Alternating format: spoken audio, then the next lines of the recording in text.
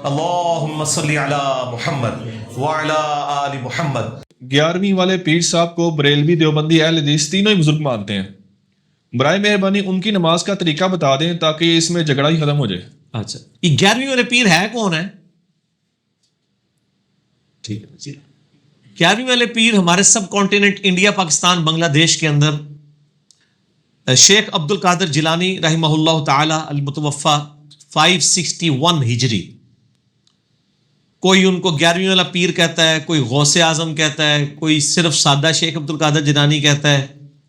بہرحال ایک مشہور عالم دین اور بزرگ گزرے ہیں 6 صدی ہجری کے اندر، 561 ہجری کے اندر فوت ہوئے، اور بغداد کے قریب، یعنی وہاں کے عراق کے رہنے والے تھے۔ بیسیکلی یہ گیلانی ہے، گیلان وہاں پہ ایک سٹی کا نام ہے، لیکن چونکہ عربی کے اندر گاف نہیں ہوتی ہے تو اس لیے جیلانی بن گیا، وہ گاف کو ریپلیس کیا انہوں نے جیم سے۔ اصل میں ان کا نام ہے عبد القادر گیلانی، جیسے آپ کے بھی ایک ایکس پرائم منسٹر ہیں یوسف رضا گیلانی، اصل لفظ گیلانی ہے، لیکن عرب دنیا کے اندر چونکہ گاف نہیں ہوتا تو وہ گاف کو انہوں نے جیم بنا کے جیلانی کر دیا۔ اور ان کے بارے میں ایک مشہور واقعہ ہے کہ جی وہ کوئی 11 سال کے بعد انہوں نے کوئی ایک ڈوبی ہوئی بارات تھی جو اس کو انہوں نے دوبارہ سے زندہ کر لیا تھا۔ بالکل جھوٹ ہے یہ، تو میں نے قرآن سے ثابت کیا کہ مردے کو زندہ کرنے والا معجزہ تو ہمارے نبی علیہ السلام کو بھی نہیں دیا گیا، حالانکہ اللہ دے سکتا تھا۔ اور اس میں میرا یوٹیوب پہ ایک کلپ ہے، وہ جا کے دیکھ لیں، کیا ممتاز قادری مرنے کے بعد دوبارہ زندہ ہو گیا تھا؟ اس میں میں نے اس حوالے سے ڈسکشن کیا۔ سورۃ الانبیاء آپ پہلا رکوع پڑھ کے دیکھ لیں۔ کافروں کا ڈیمانڈ یہی تھی کہ نبی علیہ السلام کو یہ معجزہ کیوں نہیں دیا گیا مردے زندہ کرنے والا؟ تو شیخ عبد القادر جیلانی کے اوپر یہ جھوٹ باندھا ہے۔ اور اچھا، یہ واقعی ایسی پرسنالٹی ہیں جن کو بریلوی بھی مانتے ہیں، دیوبندی بھی مانتے ہیں، اور اہل حدیث بھی مانتے ہیں۔ شیعہ ان کو نہیں مانتے۔ اس کی وجہ یہ ہے کہ انہوں نے کچھ چیزیں ایسی لکھی ہیں جو یعنی وہ شیعہ کے لیے ایکسیپٹیبل نہیں ہے۔ ان میں سے کئی چیزیں میرے لیے بھی ایکسیپٹیبل نہیں ہیں، خصوصاً جنگ جمل صفین اور نہروان کے حوالے سے جو ان کا سٹانس ہے، یعنی میں اس کے ساتھ ایگری نہیں کرتا ہوں۔ ان کی مشہور کتاب ہے غنیت الطالبین، یہ بریلویوں نے بھی چھاپی ہوئی ہے، دیوبندیوں نے بھی، اہل حدیث نے بھی چھاپی ہوئی ہے۔ اس کتاب کے اندر ان کی اپنی تعلیمات موجود ہیں۔ زیادہ تر چیزیں ٹھیک ہیں لیکن بہت غلط چیزیں بھی ہیں، اور ہمارا تو وہی کرائٹیریا ہے۔ شیخ عبد القادر جیلانی تو بہت چھوٹی ہستی ہیں، ہم تو بڑے ائمہ، امام مالک، امام شافعی، امام احمد بن حنبل، امام حنیفہ رحمہم اللہ اجمعین وعلیہم السلام اجمعین، ان کے ساتھ بھی اختلاف رائے رکھ سکتے ہیں کسی معاملے میں۔ امام مالک کا قول تواتر کے ساتھ نقل ہوا ہے، وہ قبر رسول کی طرف اشارہ کر کے کہتے تھے اس صاحب قبر صلی اللہ علیہ وآلہ وسلم کے علاوہ کوئی شخص اس روئے عرض پہ ایسا نہیں ہے جس کی ہر بات مقبول ہو اور کوئی بات مردود نہ ہو سوائے آپ صلی اللہ علیہ وآلہ وسلم کے، اور ان کے علاوہ کوئی ایسا شخص نہیں ہے کہ جس سے آپ اختلاف رائے نہ رکھ سکتے سوائے آپ صلی اللہ علیہ وآلہ وسلم کے۔ تو باقی تو کوئی مطلب، یہ تو 6 صدی ہجری میں آئے، تو قرون اولیٰ کے بھی بزرگ نہیں ہے، 6 صدی ہجری میں آئے۔ غنیت الطالبین کی کتاب ہے، بریلوی، دیوبندی، اہل حدیث چھاپ رہے ہیں، اور خصوصاً بریلوی مکتبہ فکر میں قادری سلسلے میں ان کو ایک اہمیت دی جاتی ہے، اور بریلویوں کی مسجد میں 11ویں شریف بھی پکا کے کھائی جاتی ہے، اللہ کے نام کی ہوتی ہے، ان کے اصالہ ثواب کے لیے۔ اس کے اوپر بحث ہو سکتی ہے، لیکن اس کو میں سکپ کرتا ہوں اس ٹاپک کو۔ بل کسی ایک 11ویں کے اوپر وہ دیکھ کے ساتھ ان کی کتاب کھول کے نماز کا طریقہ بھی بتا دیا جائے نا، کہ یہ جس کی ہم نام کے اوپر 11ویں پکا پکا کے کھا رہے ہیں اتنے سالوں سے، وہ نماز اس طریقے پہ نہیں پڑھتے تھے جس طریقے پہ یہاں پہ 11ویں کھانے والے پڑھ رہے ہیں، کیونکہ یہ جو 11ویں کھانے والے ہیں ان کو زیادہ بہتر پتہ ہے نماز کا طریقہ شیخ عبد القادر جیلانی سے، کیونکہ جب ہم آپ کو وہ طریقہ بتائیں گے وہ تو آپ نہیں کرنے کے لیے تیار ہوں گے۔ تو اس کا مطلب ہے کہ شیخ عبد القادر جیلانی کو نماز کا طریقہ نہیں آتا تھا، آپ کو وہ طریقہ زیادہ بہتر آتا ہے، تو یہ بھی کوئی کہنے کے لیے تیار نہیں ہے۔ اس کے انہوں نے ٹوٹکے بنایا، او جی عملی تھے، پوری اس کتاب میں کہاں انہوں نے لکھا ہے میں حملی ہوں؟ آپ کے کلیم کر لینے سے حملی ہو جائیں گے وہ؟ کہیں انہوں نے تقلید کے اوپر چیپٹر باندھا ہے کہ تقلید ضروری ہے؟ ورنہ تو آپ کے بزرگ بابے کتاب لکھتے ہیں تو پہلے تقلید لکھتے ہیں۔ پوری غنیت الطالبین کے اندر کوئی مجھے تقلید کا چیپٹر دکھائے، ان تو لکھا ہے اہل سنت، اصل میں اہل حدیث ہیں جو اہل سنت ہے، ٹھیک ہے نا؟ وہ اسی لیے اہل حدیث کہتے ہیں، وہ تو ہمارے بزرگ تھے، یہ کہتے ہیں نہیں او اہل حدیث اور نے، تسی اہل حدیث اور ہو اور اسی ہو رہا، نہ میں وابی نہ میں بابی، میں ہوں مسلم علمی کتاب ہے. نہ میں سو کارڈ وابی ہوں جو کتاب و سنت کی بات کرے اس کو گالی دے دیتے ہیں اپنے زوم میں وابی. اور میں باپی بھی نہیں, باپوں کا ماننے والا, باپوں کا دفاع کرنے والا بھی نہیں. میں ہوں مسلم علمی کتابی. نہ میں وابی نہ میں بابی, میں ہوں مسلم علمی کتابی. تو شیخ عبد القادر جیلانی کی کتاب, چونکہ مجھے پتا تھا کہ یہ سوال انہوں نے رکھا ہوا ہے, میں نے یہ پہلی کتاب ان کی اپنے پاس رکھی ہوئی ہے, غنیۃ الطالبین, بریلویوں کی چھپی ہوئی. ایچ ڈی کیمرے میں ذرا دکھائیں جی ان کو. قادری رضوی کتب خانہ, شیخ عبد القادر جیلانی کی بھی نسبت ہے اور احمد بریلوی صاحب کی بھی نسبت ہے اس کتب خانے کو. قادری رضوی, قادری کہتے ہیں عبد القادر جیلانی کی وجہ سے, اور رضوی امام بریلوی صاحب کی وجہ سے. ان کا نام رضا تھا نا, تو رضوی اس کی وجہ سے. قادری رضوی کتب خانہ سے یہ چھپی ہے غنیۃ الطالبین. اس میں نے نوٹس بنائے ہوئے شروع کے پیج میں کہ یہ ایک اور باتیں بھی ہیں, میں سکپ کرتا ہوں. اس کے اوپر پیج نمبر 40 پہ شروع میں ہی جہاں زکوٰۃ کا چیپٹر شروع ہو رہا ہے اس سے جسٹ پہلے نماز کا چیپٹر ختم ہو رہا ہے, اس میں نماز کا طریقہ انہوں نے لکھا ہوا ہے رفع الیدین کے ساتھ. نماز شروع کرتے وقت بھی دونوں ہاتھوں کو اٹھانا, رکوع میں جاتے وقت بھی اور رکوع سے اٹھتے وقت بھی. انہوں نے لکھا ہے کہ دونوں ہاتھوں کو آپ نے کندھوں تک اٹھانا ہے, ہتھیلیاں کندھوں کے مقابل, انگلیاں اور انگوٹھے کان کی لو کے برابر آ جائیں. تو یہ اس کے اوپر طریقہ لکھا ہے. تو میری خواہش ہے کہ بریلوی حضرات غنیۃ الطالبین جو ہے یہ دکھائیں پبلک کو اور بتائیں کہ جی شیخ عبد القادر جیلانی پوری زندگی ان کو نہیں پتہ چلا نماز کا طریقہ, وہ بیچارے بخاری مسلم سے ہی نماز کا طریقہ لکھتے رہ گئے اور ہمارے بزرگوں کا طریقہ ان کو پتہ ہی نہیں چلا. تو پھر آپ کو پبلک بتائے گی کہ آپ کو نہیں پتہ چلا. ان کا نماز کا طریقہ جو ہے وہ صحیح بخاری صحیح مسلم میں جو نبی صلی اللہ علیہ وآلہ وسلم کی مبارک نماز کا طریقہ ہے وہ لکھا ہے, تو اس کو بھی فالو کرنے کی کوشش کریں. اچھا میں ایک اور بات بتاؤں, آج کل ایک بڑا پھر ایک فتنہ اٹھا نا, جب یہ چیزیں ہم نے ہائی لائٹ کرنی شروع کی نا, اس میں شیخ عبد القادر جیلانی رحمۃ اللہ علیہ نے جو دوستی فرقے لکھے ہیں نا ان میں حنفیہ کو بھی لکھ دیا ہے. اب یہاں سارے حنفیہ جنہوں نے شیخ عبد القادر جیلانی کو اپنے کندھے پہ اٹھایا ہوا ہے اس حوالے سے, وہ کہنا نہیں وہ حنفی اور تھے یہ حنفی اور ہیں. پھر کسی نے کہا یہ ہو سکتا ہے کسی نے ان کی کتاب میں داخل کر دیا ہو. پھر ایک تیسرا طبقہ ہے, انہوں نے کہا یہ ان کی کتاب ہی نہیں ہے. تو ہم پھر کہتے ہیں اگر شیخ عبد القادر جیلانی رحمۃ اللہ علیہ کی کوئی کتاب نہیں ہے پھر اس پرسنالٹی کو بھی آپ چھوڑ دیں, کیونکہ کتابیں تعارف ہوتی ہے نا پرسنالٹی کا. یہ کتاب انہیں کی ہے, تواتر کے ساتھ علماء اہل سنت نے یہ ان کی کتاب لکھی ہے. ابن حجر اسقلانی جنہوں نے فتح الباری صحیح بخاری کی شرح لکھی ہے, المتوفا 852 ہجری, انہوں نے لکھا ہے غنیۃ الطالبین, شیخ عبد القادر جیلانی کی کتاب ہے. امام ابن تیمیہ المتوفا 728 ہجری, انہوں نے اس کو شیخ عبد القادر جیلانی کی کتاب ڈکلیئر کیا ہے. ابن حجر مکی صوفی, اس نے شیخ عبد القادر جیلانی کی کتاب ان کو ڈکلیئر کیا. امام ذہبی نے شیخ عبد القادر جیلانی کی کتاب جو ہے وہ غنیۃ الطالبین کو ڈکلیئر کیا. یعنی بڑے بڑے ائمہ اہل سنت اس کتاب کو, خود احمد بریلوی صاحب نے بھی اس کو شیخ عبد القادر جیلانی کی کتاب ڈکلیئر کیا. آپ بریلوی جان نہیں چھوڑوا سکتے. اور ایک بندہ ہے صرف حنفیوں میں, شاہ عبداللہ محدث دہلوی, المتوفا 852 ہجری, انہوں نے کہا کہ یہ عبد القادر جیلانی کی طرف منسوب ہے, ان کی کتاب نہیں ہے. لیکن خود اعلیٰ حضرت امام بریلوی صاحب نے فتاوی رضویہ میں شیخ عبد الحق محدث دہلوی کا رد کیا ہے کہ ان کی بات پھینک دی جائے.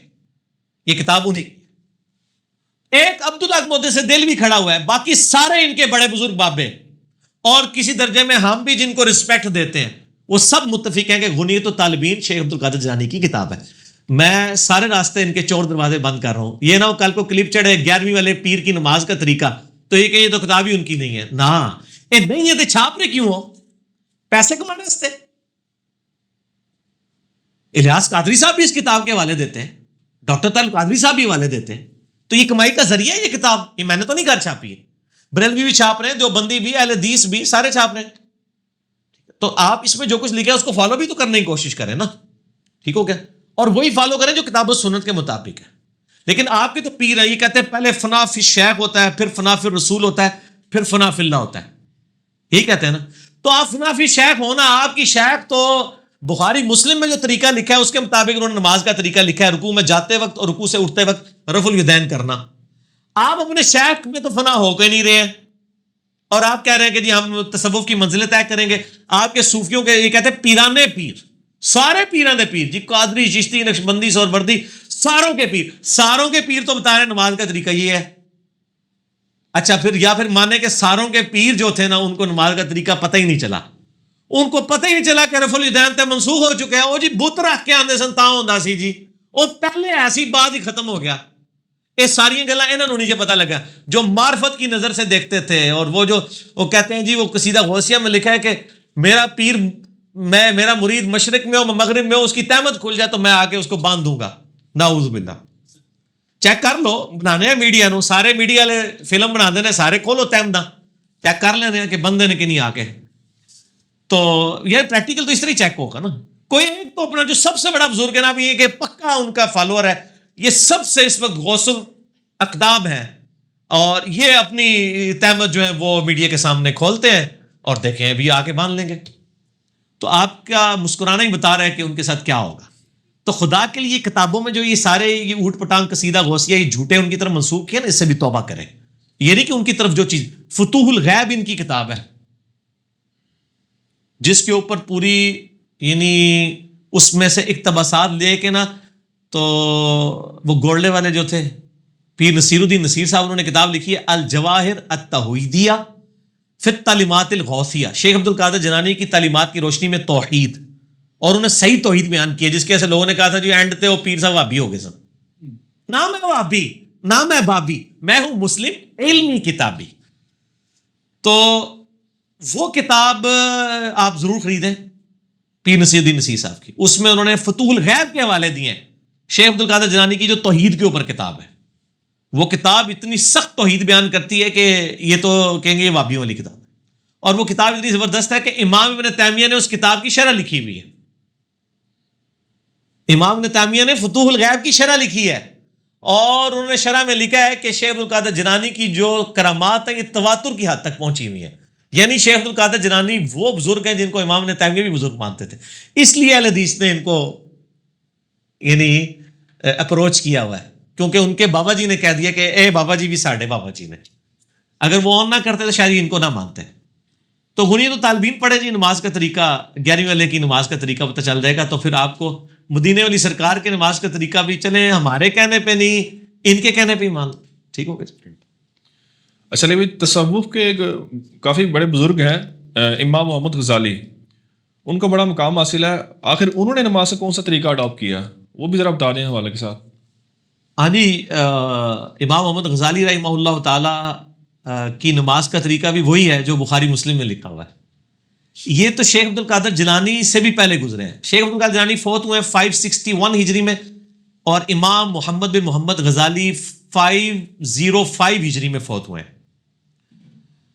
یعنی یہ شیخ عبد القادر جیلانی سے پہلے ہیں امام محمد غزالی. اور ان کی کتاب احیاء العلوم عربی کے اندر ہے 4 جلدوں میں, اردو ترجمہ بھی ہو چکا ہے. اس میں آپ نماز کا چیپٹر کھول کے پڑھ لیں. فارسی میں کتاب لکھی کیمیائے سعادت, جس کو سب سے زیادہ مشہوری ملی. اردو میں اس کا ترجمہ یہ میں نے رکھا ہوا ہے, کیمیائے سعادت دکھائیں جی ان کو. بریلویوں کا ترجمہ ہے پروگریسو بکس والوں نے. اور علی بن عثمان حجویری صاحب کے مزار پہ جو امام مسجد تھے وہ فوت ہو چکے ہیں, انہوں نے اس کا ترجمہ کیا تھا کیمیائے سعادت کا, اور یہ وہ ترجمہ میرے ہاتھ میں. ٹھیک ہو گیا جی. ان کا نام تھا محمد سعید نقشبندی صاحب. اس میں آپ نماز کا چیپٹر کھول لیں, 133 نمبر پیج ہے میرے والا جو ہے یہ, اس کے اندر یہ ان کو دکھا دیں جی. یہ انڈر لائن میں نے کیا نماز کا طریقہ. انہوں نے رکوع میں جاتے وقت, رکوع سے اٹھتے وقت رفع الیدین کے ساتھ طریقہ لکھا ہے. اچھا اوپر والا حصہ کور کر کے نا اسی پیج کا فٹ نوٹ بھی انڈر لائن میں نے کیا, وہ بھی کور کریں, جس میں انہوں نے نا فٹ نوٹ لگا دیا ہے کہ جی یہ جو رکوع میں جاتے وقت رکوع سے اٹھتے وقت رفع الیدین ہے نا, یہ شافیوں کا طریقہ ہے. تسی نا کدھر کتاب پڑھ کے شروع کر دی ہو, کتاب تو حنفیوں میں بیچ رہے تھے نا بریلوی دیوبندیوں میں. اور اسی میں انہوں نے جسہ اسرات بھی لکھا ہوا ہے کہ دوسرا سجدہ کر کے بیٹھ کے اٹھنا ہے, جو بخاری میں 6251 نمبر حدیث ہے. تو سر یہ کتابیں پڑھی ہوئی تھیں, ہم نے پڑھ لی اور عوام کو بتا دی. پڑھی ہوئی نہیں تھی, پڑھی ہوئی تھی. اسی لیے تو وہ کہتے ہیں جناب کہ وہ ہم نے کشف المحجوب کی گستاخانہ عبارتیں جب لوگوں کو بتائیں. مجھے لاہور سے ایک بھائی کا فون آیا, وہ کہتے ہیں میں جو ہے نا کشف المحجوب خریدنے کے لیے نا لاہور چلا گیا وہ بڑے پیر صاحب کے مزار کے پاس, اور وہاں پہ جو مکتبے تھے تو میں وہیں پہ زیادہ تر کشن محجوب بکری ہوتی ہے. کہتے ہیں میں جب وہ مختلف ترجمے نکلوا کے نا کھول کے پڑھ رہا نا, تو مجھے وہ بندہ کہتا ہے کہ جی یہ آپ کیا دیکھ رہے ہیں اتنی دیر سے کشن محجوب کو؟ اس نے کہا جی میں ایک حوالہ دیکھ رہا ہوں, وہ جو میں نے بتایا گستاخانہ عبارتیں اس کے اندر لکھی ہیں, مسئلہ 71B, انڈیا اور پاکستان کے بزرگوں کی 19 گستاخانہ عبارات کا تحقیقی جائزہ. یوٹیوب پہ آپ جا کے لکھیں تو کھل جائے گا. تو وہ کہتا ہے کہ انجینئر تو نہیں سن لیا, یعنی وہ جو بیچ رہا تھا نا کشن محجوب, اب وہ یہ کہہ سکتا ہے کہ مجھے پتا نہیں تھا اور میں پھر بھی کتاب بیچتا رہا, اس طرح کی گستاخانہ چیزیں جس میں لکھی ہوئی تھی, تو پتہ سب کو چل گیا. تو پہلے تو کوئی بہانہ کر سکتا تھا, آپ تو سوشل میڈیا کی برکت سے کوئی کر ہی نہیں سکتا کہ مجھے یہ نہیں پتا چلا کہ امام غزالی نے نماز کا طریقہ کیا لکھا ہے, شیخ عبد القادر جیلانی نے نماز کا طریقہ کیا لکھا ہے. تو خدا کے لیے آپ اللہ کے محبوب صلی اللہ علیہ وآلہ وسلم کے قدموں میں واپس آ جائیں, بزرگ بابوں سے جان چھڑائیں, اور ایک دفعہ کہہ دیں نہ میں وابی نہ میں بابی, میں ہوں مسلم علمی کتابی. نہ میں وابی ہوں نہ میں بابوں کا ماننے والا ہوں, میں کتاب و سنت کو ماننے والا علمی کتابی مسلمان. بابی نہ بنے کتابی بنے, وابی نہ بنے علمی بنے. ٹھیک ہو گیا جی. آپ نے ایک لیکچر میں ملا علی قاری حنفی پر جھوٹا الزام لگایا کہ وہ نبی علیہ الصلوۃ والسلام کے والدین کو کافر مانتے تھے, حالانکہ انہوں نے اپنی کتاب شرح شفا میں اس سے توبہ کر لی تھی. کیا یہ بات صحیح ہے؟ پہلی بات ہے کہ میرے پہ جب بھی سوال ہوتا ہے نا تو سٹارٹ ہی سے ہوتا ہے کہ آپ نے جھوٹا الزام لگایا. یہ جتنے جو یہ لوگ ہیں یہ کم از کم میرے ریفرنسز کھول کے تو پڑھیں نا. میں ایک بات کرتا ہوں, ریفرنس دیتا ہوں, اب تو ہم ایچ ڈی کیمرے میں بھی دکھانا شروع ہو گئے ہیں. دوسرے اپنے مولویوں سے صرف سن کے آ جاتے ہیں نا کہ یہ جھوٹ کہہ رہا ہے تو وہ مان لیتے ہیں. جو بابی ہیں جو کتابی ہیں وہ نہیں مانتے, وہ تو پھر گاٹے فٹ ہوتے ہیں نا جا کے. تو میرے بھائی ملا علی قاری نے ایک پوری کتاب لکھی ہے, اس کتاب کا ٹاپک یہ ہے کہ یہ کتاب گفٹ ہے, یہ ٹاپک کا نام ہے عربی میں, اس کا اردو ترجمہ بتا رہا ہوں. یہ تحفہ ہے امام ابو حنیفہ رحمہ اللہ کے چاہنے والوں کے لیے کہ نبی علیہ السلام کے والدین حالت کفر میں دنیا سے گئے, نعوذ باللہ. یہ کتاب کا نام ہے, اور یہ کتاب انہوں نے دفاع پہ لکھی ہے جو فقہ الاکبر کتاب ہے, شیخ ان کی امام حنیفہ رحمہ اللہ کی طرف منسوب ہے, اور یہ وہ واحد کتاب ہے جو واقعی ثابت ہے کہ ان کی کتاب ہے. چھوٹی سی کتاب ہے. فقہ اکبر کہتے ہیں عقیدے کو, فقہ اصغر چھوٹی فقہ کہتے ہیں اعمال کو, جو ہم کہتے ہیں فروع, اور ایک ہوتا ہے اصول, اصول ہوتا ہے عقیدہ. عقیدے کو فقہ اکبر کہتے ہیں, بڑی فقہ, کیونکہ وڈی شے ہے نا عقیدہ. فقہ اصغر فروع اعمال, اور فقہ اکبر بڑی فقہ اصولی مسئلہ عقیدے کا مسئلہ. اس میں امام حنیفہ رحمہ اللہ نے یہ لکھا تھا کہ نبی علیہ السلام کے والدین حالت ایمان سے دنیا سے نہیں گئے, نعوذ باللہ. میں نے پورا رد کیا, مسئلہ 98 لاکھوں لوگ میرا دیکھ چکے ہیں. آپ جا کے یوٹیوب پہ لکھیں ایمان والدین مصطفیٰ صلی اللہ علیہ وآلہ وسلم. میں نے ایک ایک بات کا, جتنی بخاری مسلم سے حدیثوں کی انٹرپریٹیشن کرتے تھے, میں نے ایک ایک چیز کا جواب دیا ہے اللہ کے فضل سے. اس میں میں نے بتایا تھا کہ یہ اہل حدیث کے پیچھے تو سارے پڑے ہوئے ہیں, تو ملا علی قاری نے بھی یہی کام ڈالا ہوا ہے. تو میں نے اہل حدیث کا بھی رد کیا, ملا علی قاری کا بھی. پھر یعنی ایک نئی, ایک وہ انڈیا میں ایک مولانا صاحب ہیں بریلویوں کے, وہ گول کیپر بن کے آئے. انہوں نے کہا نہیں ملا علی قاری نے تو رجوع کر لیا تھا, انہوں نے تو شرح شفا کے اندر یہ لکھا ہے. پہلی بات یہ کہ شرح شفا کوئی کتاب نہیں ہے. شفا کتاب لکھی ہے قاضی ایاز مالکی, المتوفی 544 ہجری. انہوں نے نبی علیہ السلام کی یعنی ایک پرسنالٹی کے اوپر کتاب لکھی ہے, ان کی جو خصوصیات ہیں, ان کے معجزات ہیں, اس کے اوپر. اس کی شرح جو ہے وہ جلال الدین سیوطی نے بھی لکھی ہے, زیادہ وہی مشہور ہے, شرح شفا. ملا علی قاری نے بھی لکھی ہے. اچھا میرے میں نہیں تھا, مجھے پچھلے دنوں ایک بھائی نے ای میل کی تو اس نے مجھے بتایا کہ اس طرح شرح شفا میں بھی یہ لکھا ہوا ہے, تو مجھے نہیں پتا تھا. میں نے کہا شرح شفا تو ملا علی قاری کی تو میرے علم میں نہیں ہے. ملا علی قاری 1014 ہجری میں 1014 ہجری میں فوت ہوئے ہیں, جنہوں نے مشکات کی شرح بھی لکھی ہے, مرقاہ. ملا علی قاری حنفی, بہت بڑے ایک حنفی عالم دین. تو مجھے پتا چلا انہوں نے بھی شرح شفا لکھی ہے. پھر میں نے انہوں سے کہا کہ مجھے بھیجے والا, تو واقعی شرح شفا میں انہوں نے لکھا ہے کہ نبی علیہ السلام کے والدین کے بارے میں 2 اقوال ہیں. ایک تو یہ کہ حالت کفر میں گئے, اور ایک اہل یعنی وہ حالت ایمان میں گئے. تو پھر ملا علی قاری نے لکھا ہے کہ اہل ایمان میں سے ان کا ہونا یہی زیادہ صحیح قول ہے، جو کہ جلال الدین سیوطی نے بھی اختیار کیا ہے اور انہوں نے اپنی کتاب میں ثابت کیا ہے۔ جلال الدین سیوطی 911 ہجری میں فوت ہوئے ہیں۔ جلال الدین سیوطی کو انڈورس کیا ملا علی قاری نے شرح شفا کے اندر، کہ جو جلال الدین سیوطی نے کتاب لکھی ہے نا نبی علیہ السلام کے ماں باپ کو مسلمان ثابت کرنے کے لیے، وہی بات زیادہ صحیح ہے، ٹھیک ہے۔ لیکن سر یہ انہوں نے کامنٹس اس وقت کیے جب تک کہ ان کا اپنا عقیدہ یہ تھا، بعد میں ان کا عقیدہ گیا تھا بدل۔ جب ان کو پتا چلا کہ ہمارے بابا جی تو کچھ اور لکھ کے گئے ہیں فقہ اکبر میں، تو انہوں نے کہا بابا بچاؤ مہم کرو، پہلے اپنے بابا جی کا دفاع کرو۔ تو انہوں نے اپنے بابا جی کا دفاع کرنے کے لیے جلال الدین سیوطی کے خلاف کتاب لکھی۔ یہ کتاب جو ہے نا کہ نبی علیہ السلام کے ماں باپ حالت کفر میں گئے، ملا علی قاری نے نعوذ باللہ یہ کتاب جلال الدین سیوطی المتوفا 911 ہجری کے خلاف لکھی ہے۔ تو جب کوئی شخص کسی کے خلاف کتاب لکھ رہا ہوتا ہے اور اس کی بات کو پہلے اس نے کہیں انڈورس کیا ہوتا ہے تو وہ منسوخ ہوتی ہے بات، ورنہ اگر یہ ناسخ ہوتی شرح شفا والی بات تو وہ لکھتے کہ جی جلال الدین سیوطی کا عقیدہ صحیح ہے اور میں نے جو جلال الدین سیوطی کے خلاف کتاب لکھی تھی میں اس کتاب سے رجوع کرتا ہوں، اصل عقیدہ یہی ہے۔ یہ انہوں نے نہیں لکھا۔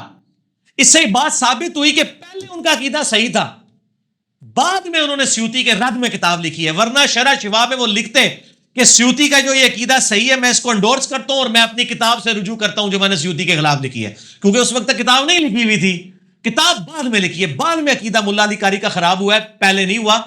اور ہم بریلویوں کے علماء سے جب نجی محفلوں میں پوچھتے ہیں وہ کہتے ہیں نہیں بس رہ نہیں دیو جی، کس نے منہ دکھائیے، سانو پتہ ہے، ٹھیک ہے نا، ان کو پتہ ہے کہ ملا علی قاری کا نام پھر ہم بریلوی پبلک میں نہیں لے سکتے۔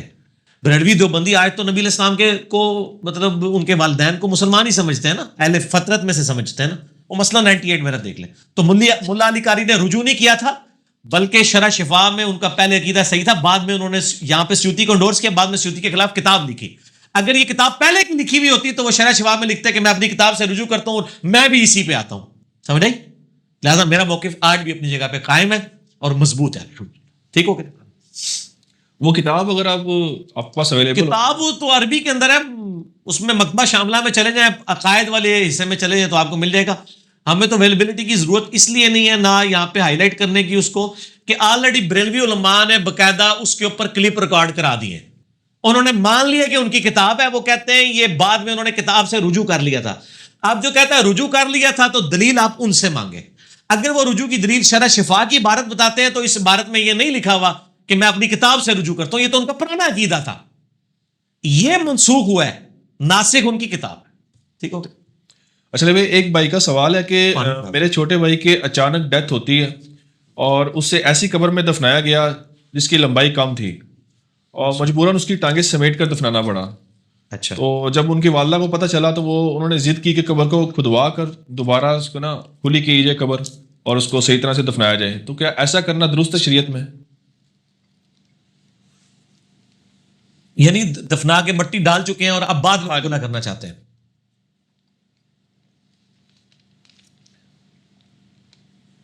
یہ بالکل حرام ہے جی، امانتاً دفنانا بھی حرام ہے کسی کو۔ بعض اوقات وہ باہر سے رشتہ دار آ رہے ہوتے ہیں تو وہ امانتاً دفنا دیتے ہیں یا پورے باقی حصے پہ مٹی ڈال دیتے ہیں، چہرہ کھلا چھوڑ دیتے ہیں، یہ بالکل حرام ہے۔ دفنا دیا جائے، اس کے بعد قبر کھودنے کی ضرورت نہیں ہے۔ اگر وہ اللہ کے حضور نیک ہے تو صحیح مسلم میں کہ 70 گز دائیں بائیں آگے پیچھے اس کی قبر کھول دی جائے گی، فزیکلی نظر نہیں آئے گی، روحانی طور پہ کھلے گی، متشابہات میں سے ہے، برزخی معاملہ، اس کو اس کفن کی ضرورت نہیں، اسے جنتی کفن پہنا دیا جائے گا، تو اس کی قبر تو ویسے ہی کھل چکی ہوگی۔ اور اگر آپ فزیکلی کھلا کرنا چاہتے ہیں، اس سے اس کی قبر کوئی نہیں کھلی کر سکتے، اس کے صدقہ خیرات کریں، اس کے لیے دعا کریں جس کا اس کو فائدہ پہنچے۔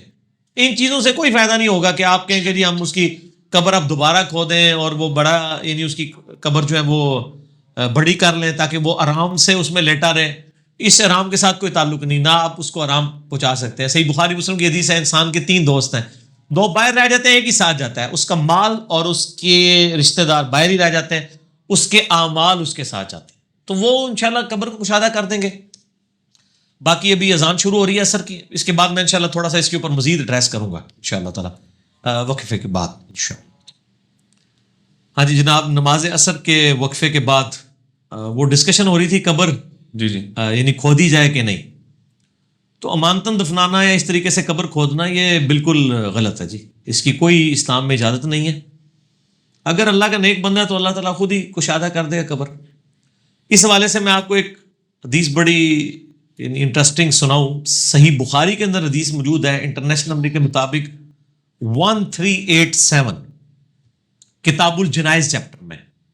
سیدنا ابوبکر الصدیق رضی اللہ تعالیٰ عنہ علیہ السلام کی وفات کا وقت قریب تھا. حالت نزع میں تھے تو انہوں نے اپنی بیٹی سیدہ عائشہ کو بلایا اور پوچھا کہ بیٹی یہ بتاؤ کہ نبی علیہ السلام نے جب وفات پائی تو آپ کی عمر کتنی تھی؟ انہوں نے کہا 63 سال. پھر ان کا میری عمر کتنی بھی ہے؟ تو ان کا 63 سال. پھر انہوں نے پوچھا نبی علیہ السلام کو کتنے کپڑوں میں دفنایا گیا تھا؟ انہوں نے بتایا وہ 3 کپڑوں میں دفنایا گیا تھا. اس میں سے 2 تو وہ تھے جو آپ نے اس وقت کپڑے پہنے ہوئے تھے, کوئی اسپیشل کفن نہیں دیا گیا. تو انہوں نے کہا کہ مجھے بھی میرے انہی کپڑوں میں دفنانا ہے جو میں نے پہنے ہوئے ہیں. پھر پوچھا کہ نبی علیہ السلام کب فوت ہوئے تھے؟ تو انہوں نے کہا سوموار کے دن. تو سیدہ عائشہ سے پھر سیدنا ابوبکر نے فرمایا کہ آج کون سا دن ہے؟ انہوں نے کہا سوموار. تو انہوں نے کہا میں اللہ سے امید کرتا ہوں کہ مجھے بھی آج ہی موت آئے گی, لیکن اللہ کا شکر ہے کہ آپ کو سوموار دن موت نہیں آئی, ورنہ تو علم غیب ثابت ہو جاتا. ٹھیک ہو گیا. اس حدیث کے الفاظ ہیں, سیدہ عائشہ کہتی ہیں کہ حضرت ابوبکر پھر سوموار کو نہیں فوت ہوئے, منگل کو بھی فوت نہیں ہوئے, منگل اور بدھ کی درمیانی رات کو فوت ہوئے اور اسی رات میں ان کو دفنایا گیا. اچھا, پہلی بات, اگر اس امت کا سب سے بڑا ولی, سب سے بڑا صحابی حضرت ابوبکر صدیق, جس کی خواہش بھی تھی اور جس نے کہا بھی مجھے اللہ سے امید ہے میں سوموار کو ہی مروں گا, ان کو علم غیب نہیں تو تسی اپنے بزرگ بابے جڑے نے اپنے بوجھ پا کے رکھو بھائی. ٹھیک ہو گیا. ان کو نہیں پتا, نہ ان کی خواہش پوری. انہوں نے تو کہا مجھے آج امید ہے کہ میں مر جاؤں گا, لیکن نہیں فوت ہوئے. نہ میں وابی نہ میں بابی, میں ہوں مسلم علمی کتابی. یہ ہے کتابی بات. صحیح بخاری 1387 سیدنا ابوبکر نے کہا کہ مجھے آج امید ہے کہ میں مر جاؤں گا, لیکن نہیں مرے. اور بزرگ کا نہیں دس دیں کیا ہوتا ہے, اے تو سیڈ سب تو بڑے بزرگ نے کچھ بھی نہیں ہوا. یہ تو ہم چیک کر سکتے ہیں, آپ کے بزرگوں کی تو افواہیں ہیں, وہ تو چیک نہیں ہو سکتی, کاؤنٹر ویریفائی نہیں ہو سکتی. تو اس میں یہ بھی الفاظ ہیں کہ سیدہ عائشہ نے کہا کہ اسی بخاری کے حدیث میں, مجھے کب یاد آئی اس کی وجہ سے, کہ آپ کے لیے کفن نہ نیا ارینج کریں. انہوں نے کہا کفن نے تو پیپ اور گلے سڑے گوشت کا ہی حصہ بننا ہے, یعنی لاش نے تو گل سڑ کے جانا ہے. تو یہ زندہ بندوں کی ضرورت ہے, نئے کپڑے, مجھے میرے انہی کپڑوں میں دفنانا. یعنی کتنی بڑی عاجزی ہے. ہمارا ان کے بارے میں حسن ظن ہے کہ اللہ تعالیٰ ان کی لاش کو سلامت رکھا ہوگا. صحیح بخاری میں 1390 نمبر حدیث ہے کہ حضرت عمر کا پاؤں تقریباً کوئی 70 ایئرس کے بعد یعنی حجرے کی دیوار گری تو وہ سلامت نکلا تھا. حضرت بکر کا بھی جسم سلامت ہوگا, لیکن ان کا عمومی عقیدہ یہی تھا کہ جسم نے تو گل سڑ جانا ہے. جب جسم نے گل سڑ جانا ہے تو اس کو نئے کفن کی کوئی ضرورت نہیں ہے, اس کے لیے قبر بہت خوبصورت ہونے کی ضرورت نہیں ہے, قبر پہ کتبے لگانے کی ضرورت نہیں ہے, مہنگی قبروں کی ضرورت نہیں ہے. تو ان سے کہیں, اپنی والدہ سے ریکویسٹ کریں کہ ان چیزوں سے کوئی فرق نہیں پڑنا. آپ نے جو قبر کھدوا کے اور دوبارہ یہ کام کر کے اتنا پیسہ خرچ کرنا ہے, اتنے پیسے کا اپنے بچے کی طرف سے صدقہ اور خیرات کر دیں, جس کا فائدہ بھی اس کو پہنچے گا. ٹھیک ہوگا جی. تو یہ قطعاً اس کی اجازت ہے. ٹھیک ہے علی بھائی, اس میں ایک ضمن سوال ہے کہ آپ نے کہا انہی کپڑوں میں ان کو دفنایا گیا, تو کیا انہی کپڑوں میں آج بھی کوئی اگر فوت ہوتا ہے تو اس کو بھی اسی کپڑے میں دفنا سکتے ہیں؟ کیوں نہیں دفنا سکتے؟ یہ جو شہید ہوتے ہیں, ٹھیک ہے, اب آپ نے اس طرح نہیں چل بنا سیاسی شہید, فوجی شہید, کیڑے شہید, جڑے شہید ہوتے ہیں تو عموماً کیٹاسٹرافک کنڈیشن جنگوں کے اندر ہوتی ہے, ان کو اسی طریقے سے دفنایا جاتا ہے, کفن نہیں دیا جاتا, غسل بھی نہیں دیا جاتا, ایون جنازے کی بھی ضرورت نہیں ہوتی. ٹھیک ہوگا نا. تو یہاں پہ آپ بالکل کر سکتے ہیں. اچھا, قبر کشائی کے لیے جو ہے انویسٹیگیشن کے لیے قبر کشائی کی جا سکتی ہے؟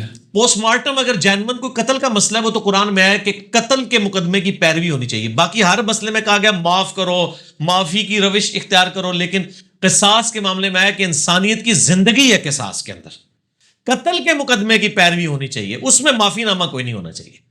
تو اس کے لیے اگر پوسٹ مارٹم کرنا پڑے انویسٹیگیشن کے لیے, ویسے تو عموماً قتل کے مقدموں میں بہت کم ہوتا ہے قبر کشائی کرنی پڑے. جب قتل ہوتے ہیں تو سیدھا وہ سول ہاسپٹل ہی لے جاتے ہیں, وہاں پہ پوری پوسٹ مارٹم رپورٹ بنتی ہے اور اس کے بعد یعنی لاش حوالے کی جاتی ہے, تو اس میں سارے ٹروتھ ریویل ہو جاتے ہیں. یہ بہت کم کیسز میں ہوتا ہے کہ کوئی گمشدہ لاوارث لاشیں ہوں اور ان کا وہ کرنی پڑ جائے, وہ علیحدہ بات ہے. تو وہ پھر لا یکلف اللہ نفسا الا وسعها. اور جو قرآن پاک میں آیا ہے 4 مقامات پہ کہ اگر زندگی موت کی کشمکش بن جائے تو پھر آپ خنزیر بھی کھا سکتے ہیں. سورۃ النحل کے اندر آیا کلمہ کفر بھی بول سکتے ہیں.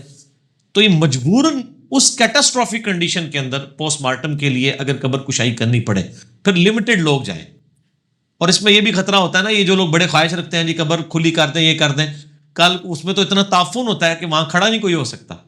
تو اللہ نے اس کا پردہ رکھا ہے, آپ پردہ رہنے دیں. پھر لوگ باتیں کریں گے دیکھو نا لاش سڑ گئی, یہ بھی تو پھر لوگ باتیں شروع کرتے ہیں. اس لیے مردے کا پردہ رہنے دیں. اور اگر کسی کی لاش میں اس طرح تعفن بھی ہو نا, یہ اس چیز کی دلیل نہیں ہے کہ وہ گناہ گار ہے. اللہ نے کہیں گارنٹی نہیں لی ہوئی ہے کہ نیک بندے کی لاش سلامت رہے گی. وہ گارنٹی صرف نبیوں کے لیے یا اس کے بعد جس کے لیے اللہ چاہے. محترم کتنے صحابہ ہیں جن کی میدان جنگ میں لاش کے ٹکڑے کیے گئے, ان کی لاش کی تو کوئی حفاظت نہیں ہوئی ہے, قبر میں جانے سے پہلے ہی ٹکڑے کر دیے گئے. سیدنا امیر حمزہ رضی اللہ تعالیٰ ان کا مسئلہ نہیں ہوا لاش کا, تو کوئی حفاظت تو کوئی نہیں ہوئی لاش کی. قبر میں جا کے اللہ تعالیٰ باہر جب تھی لاش تو سب کچھ کاٹا گیا نا. اس طریقے سے آگ کے کڑاؤں میں صحابہ کو جلایا گیا. ٹھیک ہے نا جی. تو یہ کوئی دلیل نہیں کسی کی لاش کا سلامت رہنا کہ وہ یعنی کسی کی بزرگی دلیل کہ لازمی لاش سلامت رہے, ضروری نہیں ہے, ہو بھی سکتی نہیں بھی ہو سکتی. اچھا نبی, پہلے سے کوئی پرانی بنی ہوئی قبر ہے اس کو کھود کر اس میں نئی میت کو دفن کیا جا سکتا ہے؟ اگر بالکل قبرستان کی جگہ ختم ہو گئی ہے پھر تو الگ معاملہ ہے. ادروائز کی قطعاً اجازت نہیں ہے کہ آپ آلریڈی ایک وہی بات ہے کہ مردے کا پردہ رہنے دیں. وہ کھودیں گے نیچے ہڈیاں نکلیں, وہ کہیں گے تھکو جی بڑا نیک بندہ ہی ہڈیاں نکلی ہیں. ٹھیک ہے, یہ کام نہ کریں. آپ پاس جگہ اویلیبل ہے. ویسے کیٹاسٹرافک کنڈیشن میں تو احادیث میں آیا ہے, صحیح بخاری کے اندر غزوہ احد کے موقع پر کئی صحابہ کو اکٹھا ایک اجتماعی قبر میں دفنایا گیا, وہ علیحدہ بات ہے. ادروائز عام حالت میں تو ہونا چاہیے. اور یہ جتنی ہاؤسنگ سوسائٹیز بنتی ہیں ان کو چاہیے کہ یہ اپنے قبرستان بھی ساتھ ساتھ بنائیں.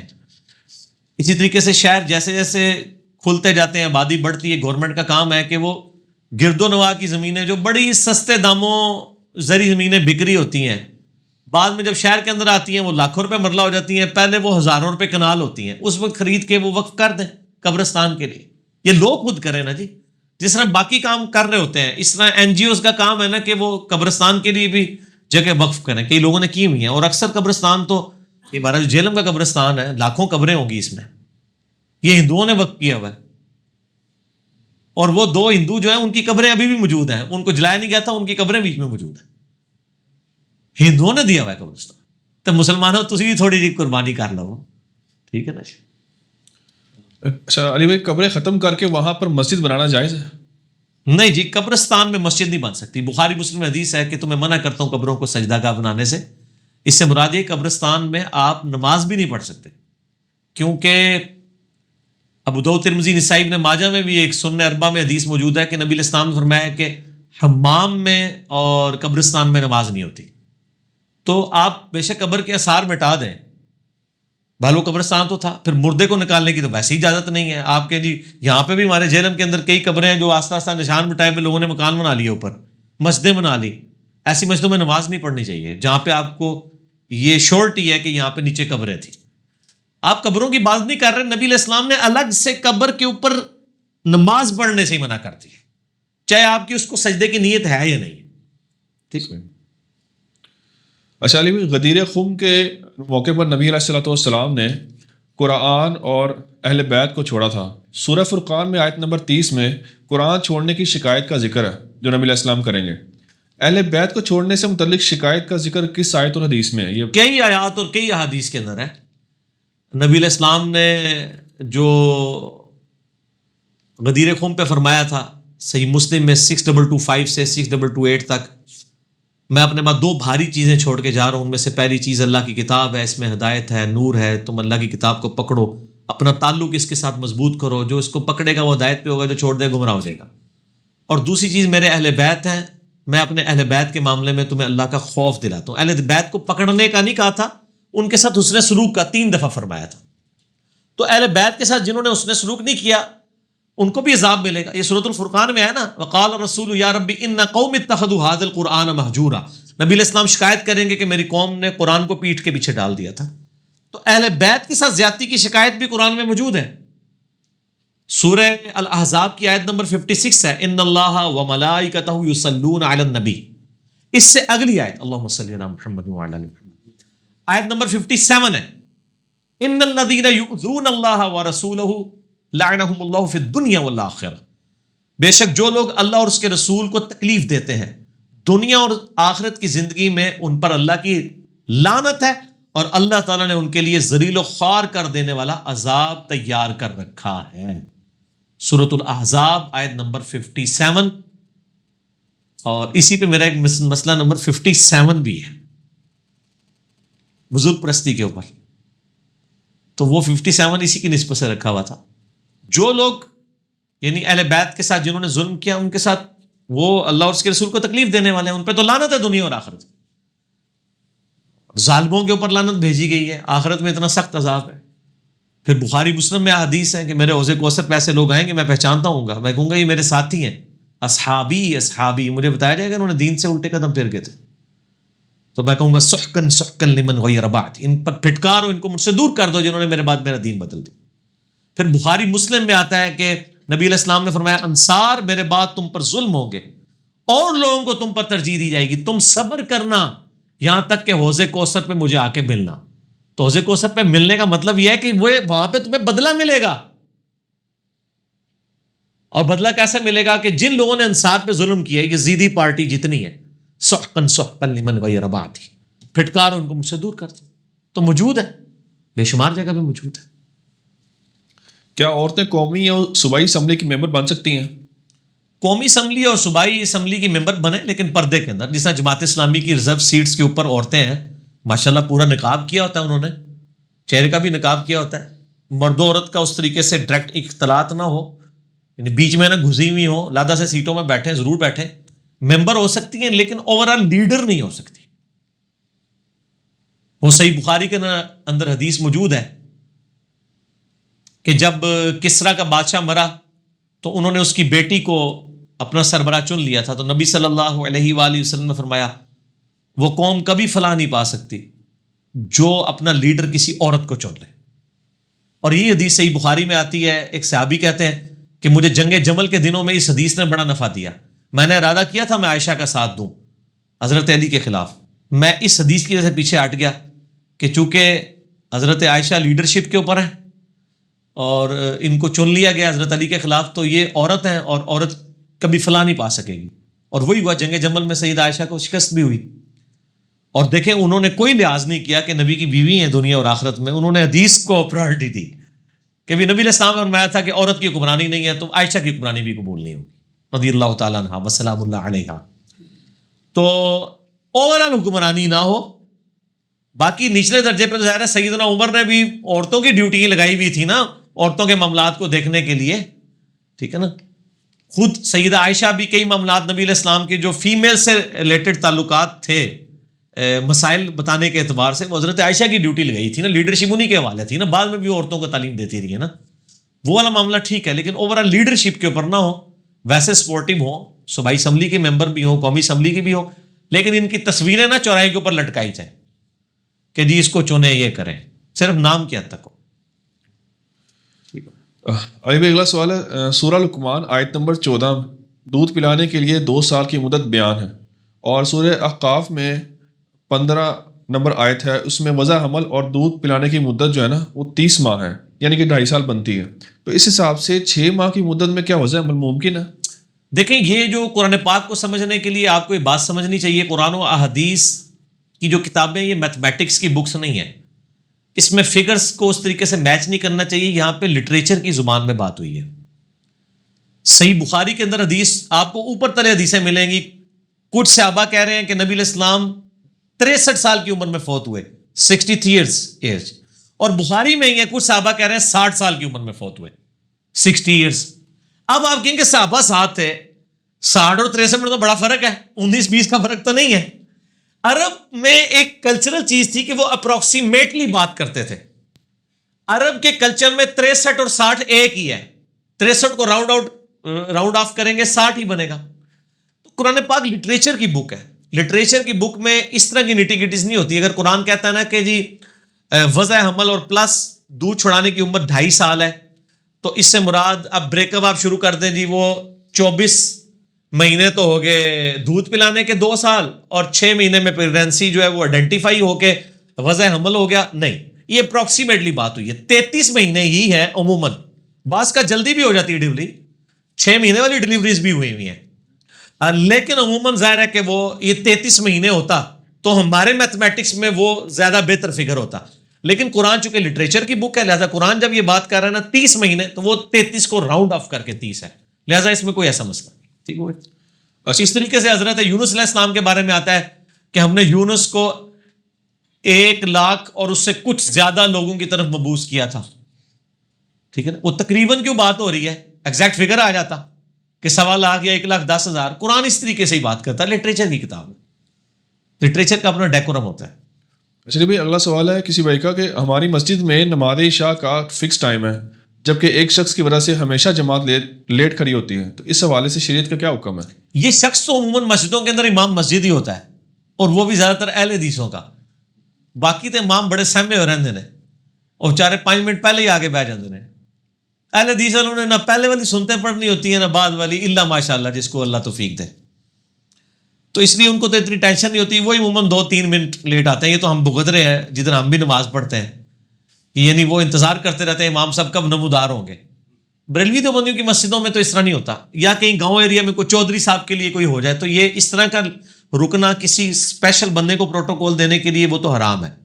امام مسجد کے لیے صحیح بخاری میں ہے کہ اس کا انتظار کیا جائے، لیکن جب امت نے اجماع کیا کہ نماز کا ٹائم فکس ہو گیا تو اب امام کو اس کو فالو کرنا چاہیے۔ یہ اسی طریقے سے کہ اب مسجد میں قالین ہے اور آپ کہیں جی بخاری میں حدیث ہے نبی علیہ السلام نے جوتیوں سمیت نماز پڑھی، میں جوتیوں سمیت پڑھوں گا، نہ، کچی مسجدیں ہوں، جوتیاں فلیٹ ہوں جن میں گندگی نہ پھنستی ہو، جیسے خصے کا تلوا ہوتا ہے، تو آپ بے شک آئیں، فلیٹ جدھر قالین بھی نہ ہو، نیچے بھی مٹی ہو اور اس پہ بھی مٹی نہیں لگے گی، آپ آئیں جوتیوں سمیت نماز پڑھیں۔ لیکن آپ قالین والی مسجد میں آپ کہیں گے آپ اپنے جاگروں کے ساتھ آگے نماز پڑھیں، تو اس کی تو اجازت نہیں آپ کو دیں گے، تو وہ آپ کنڈیشن کو دیکھیں کہ کس کے اندر ہے۔ تو یہاں پر بھی اس یعنی کنڈیشن کو دیکھنا چاہیے، امام کی آپ ضرور انتظار کریں، لیکن اگر امام نے عادت بنائی ہوئی ہے اس نے جان بوجھ کے لیٹ ہونا ہے، انتظار کروانا ہے اور اپنی عزت کروانی ہے، تو بالکل غلط طریقہ ہے۔ 2-3 منٹ انتظار کر لیں، اس کے بعد کوئی بھی بندہ، ظاہر ہے کہ لوگ ٹائم فکس کیا ہے نا، امت نے اجماع کیا ہے نا کہ 9 بجے عشاء کی نماز کھڑی ہوگی، کیوں وہ 9:05 پہ آ رہا ہے؟ وہ تو پیسہ لے رہا ہے سر، پروٹوکول اگر وہ لے رہا ہے تو وہ جو پرانے جن اماموں کے والد دے رہے ہیں وہ پیسے لے کے نمازیں پڑھاتے تھے، تو پیسے لے کے تو آپ کو 10 منٹ پہلے آنا چاہیے، کیونکہ آپ نماز پڑھانے کے پیسے لے رہے ہیں، ٹھیک ہے نا جی، تو آپ پیسے لے کے بھی ڈیوٹی صحیح نہیں کر رہے ہو اللہ تو بندو، حالانکہ فری پڑھانی چاہیے۔ وہ اللہ تعالیٰ بعد کہتے ہیں نہیں وقت کے پیسے لیتے ہیں، نماز کے نہیں لیتے ہیں، دیکھیں نا بیچوں سے پخے نکالی ہوئی ہے، تو نماز تو کہیں بھی پڑھی جا سکتی ہے، ضروری ادھر ہی پڑھنی ہے، وہ ادھر ہی آ کے نماز اس لیے پڑھا رہے ہیں کہ اس کے پیسے لے رہے ہیں، ٹھیک ہے نا۔ تو سن نسائی میں حدیث ہے، صحیح مسلم کی شرط پہ صحیح ہے کہ ایسے شخص کو اپنا مؤذن نہ بناؤ جو اذان کی اجرت ہے، تو میرے نزدیک نماز کی اجرت نہیں لی جا سکتی، ہاں جو اجرت لے رہا ہے اس کے پیچھے نماز ہو جائے گی، اس کا وبال اس کے اوپر ہے، نماز سب کے پیچھے ہو جائے، ٹھیک ہو گیا۔ اچھا علی بھائی، اگلا سوال ذرا الزامی سا ہے، وہ کہتے ہیں کہ آپ دوسرے فرقوں کے جو علماء ہیں ان کے ناموں کے ساتھ رحمۃ اللہ علیہ نہیں لگاتے، جبکہ اپنے بزرگوں کے ساتھ یعنی 2-3 نام ہے اس میں، مولانا اسحاق صاحب کا نام ہے، مولانا مودودی ہیں، شیخ زبیلی زئی ہیں، ان کے ساتھ آپ رحمۃ اللہ علیہ بولتے ہیں، کیا یہ کھلا تضاد نہیں ہے؟ پہلے تو یہ بتائیں جو یہ سوال کر رہا ہے کھلا تضاد والا، اس سے آپ یہ کہیں کہ ہاں یہ کھلا تضاد ہے، لیکن آپ کو سمجھاتے ہیں، مسئلہ یہ ہے کہ یہ میں ہی کر رہا ہوں کیا بریلویوں کے بڑے بڑے علماء اشرف تھانوی کو رحمۃ اللہ علیہ کہتے ہیں؟ آپ بتائیں۔ اور کیا جو بندیوں کے بڑے بڑے علماء احمد بریلوی صاحب کو رحمۃ اللہ علیہ کہتے ہیں؟ وہ تو کہتے ہیں مرحوم احمد رضا بریلوی، مرحوم شیخ اشرف تھانوی، تو سارے کر رہے ہیں، تو پہلی بات ہے اس کو میرے ساتھ نہ جوڑا جائے۔ اچھا، دوسری بات میں ویسا کر ہی نہیں رہا ہوں، میں تو کسی کو بھی نہیں اون کرتا، میں نہ بریلوی نہ دیوبندی نہ اہل حدیث نہ شیعہ کسی کے بزرگ کو رحمۃ اللہ علیہ اس لیے کہنے کے لیے تیار نہیں ہوں کہ دوسرے بھائی ناراض ہو جائیں گے۔ میں نے اشرف تھانوی کو کہا تو وہ کہیں گے تو گستاخ تھا، آپ اس کو رحمۃ اللہ علیہ کہہ رہے ہیں، بریلوی ناراض ہو جائیں گے۔ اگر احمد بریلوی صاحب کو کہا دیوبندی ناراض ہو جائیں گے۔ تو میں نے سب کو اس سے بہتر لفظ ڈیوائز کیا، صاحب۔ صاحب بڑا آنریبل ورڈ ہے، نبی الاسلام کے لیے لفظ ہے، وما صاحبکم بمجنون، تمہارے صاحب جو ہیں وہ مجنون نہیں ہے، صحابہ کرام کو کہا کر۔ تو ہم صاحب کرتے ہیں ہمیشہ صاحب کہہ کے اور بڑے عزت کا، رحمۃ اللہ علیہ والا مسئلہ ذرا ڈاؤٹ فل ہو جاتا ہے چونکہ یہ لوگ بھی اختلاف کرتے ہیں. دوسرا میں اپنے کسی بزرگ کو رحمۃ اللہ علیہ نہیں کہہ رہا ہوتا, میرا کرائٹیریا یہ ہے کہ جو بزرگ جن سے مجھے شرکیہ اور گستاخانہ عقیدے ثابت نہ ہوں میں ان کو دھڑلے سے رحمۃ اللہ علیہ کہتا ہوں. ٹھیک ہے جی. مولانا اسحاق صاحب یا شیخ زبیر علی زئی صاحب یا مولانا مودودی, ان تین بندوں سے اگر نبی علیہ السلام کی شان میں صراحتاً گستاخی ثابت کر دیں یا کوئی شرکیہ عقیدہ ثابت کر دیں تو ہم رحمۃ اللہ علیہ کہنا چھوڑ دیں. باقی جن کے آپ بزرگوں کے میں نام لیے بغیر کہتا ہوں, جن بزرگوں کی آپ باتیں کر رہے ہیں نا ان کے تم نے گستاخانہ عبارتیں نکال دی ہیں, تو ہم اللہ سے ڈرتے ہیں کہیں پکڑے نہ جائیں. مسئلہ 71B انڈیا اور پاکستان کے بزرگوں کے 19 گستاخانہ عبارات کا تحقیقی جائزہ. تو اس میں میرے خیال آپ ہمارا ساتھ دیں گے. آپ ڈاکٹرائن اور نیریٹو پہ بات کریں کہ اگر کسی شخص کے عقیدے میں شرک ہے اور نبی علیہ السلام کی گستاخی ہے, آپ کا دل مانے گا اس کو رحمۃ اللہ علیہ کہنے پہ؟ نہیں, نام چھوڑ دیں. بریلوی یہی تو کہتے ہیں, وہ کہتے ہیں شریف تھانوی کو کیسے رحمۃ اللہ علیہ کہہ دیں, اسے کلمہ پڑھوایا ہوا ہے. یعنی یہ میں ان کی بات کر رہا ہوں. میرا تو موقف یہ ہے کہ اس نے توبہ کر لی ہو, میرا تو اپنا آیا ہوا ہے اس کے اوپر موقف, میں نہیں. اس طریقے سے دیوبندی جو ہے وہ بریلویوں کے بزرگ ہمارے کہتے ہیں انہوں نے شرک کیے ہوئے ہیں, ہم کیسے ان کو یہ کر دیں, بینیفٹ آف ڈاؤٹ دیں. تو سارے ایک دوسرے کے بارے میں کہہ رہے ہیں. میں تو بڑا لینیٹ ہوں, میں تو سارے کے پیچھے نمازیں پڑھتا ہوں, سب کا نام احترام سے لیتا ہوں. میں نے تو کسی بریلوی کو دیوبندی کو نہیں سنا کہ وہ اعلیٰ حضرت کہتا ہوں. احمد بریلوی صاحب کو میں تو اعلیٰ حضرت بھی کہتا ہوں. کیا فرق پڑتا ہے؟ میرے کہنے سے نہ انہوں نے بننا ہے, اور اگر وہ بنے ہوئے ہیں میرے نہ کہنے سے چھین کوئی نہیں جانا. ٹھیک ہو علی بھائی, ایک حدیث ہے کہ بیماری کسی ایک سے دوسرے کو نہیں لگتی, جبکہ نبی علیہ السلام نے فرمایا, یہ دوسری حدیث ہے کہ جہاں طاعون کی بیماری ہو وہاں نہ تو کوئی جائے نہ وہاں سے کوئی نکلے. اس کی ذرا وضاحت کریں. اس کی وضاحت کریں. یہ دنیا کے مشکل ترین سوالات میں سے ایک سوال ہے. اگر میں کہہ رہا ہوں مشکل ہے تو آپ پھر اندازہ لگا لیں وہ کتنا مشکل ہوگا. اس کے اوپر غیر مسلموں کے بھی اعتراضات ہیں, اس حدیث کے اوپر منکرین حدیث کے بھی اعتراضات ہیں کہ نبی صلی اللہ علیہ وآلہ وسلم نے فرمایا کہ کوئی مرض متعدی نہیں ہوتا. یہ بخاری اور مسلم دونوں میں حدیث ہے. یہ حدیث آپ کو مشکات میں طب والے چیپٹر کے اندر, اس سے اگلے والے چیپٹر کے اندر مل جائے گی کہ یعنی کوئی اس کے لیے کیا وہ ٹرم میڈیکل میں استعمال ہوگی جی, متعدی مرض جو ایک سے دوسرے کو لگ جاتا ہے, چھوت کا. ٹھیک ہے. یہ وائرل ڈیزیز, وائرل ڈیزیز ہوتی ہے جیسے طاعون, نزلہ زکام, اس قسم کی جو جن کو وائرل ڈیزیز جو ایک سے بدن ہے, ایپیڈیمک, یہ ٹرانسفر ہو جاتے ہیں. تو وہ منکرین حدیث اور کافر بھی یہ کہتے ہیں کہ جی دیکھیں کہ نبی علیہ السلام نے جب فرمایا کہ جی کوئی مرض جو ہے متعدی نہیں ہوتا, ایک سے دوسرے کو نہیں لگتا, جبکہ آج سائنٹیفکلی پروف ہو چکا ہے کہ مرض ایک دوسرے کو لگ جاتا ہے. کیوں جی؟ تو پھر ان حدیثوں کا آپ کیا کریں گے؟ اور پھر دوسری طرف وہ کہتے ہیں حدیث میں یہ ہے کہ جہاں پہ بخاری مسلم دونوں میں آتا ہے جہاں پہ طاعون کا مرض پھیلا ہو وہاں جو لوگ اس مرض میں مبتلا ہیں وہ وہاں سے باہر نہ نکلیں, اور جو باہر والے ہیں وہ اس علاقے میں نہ جائیں.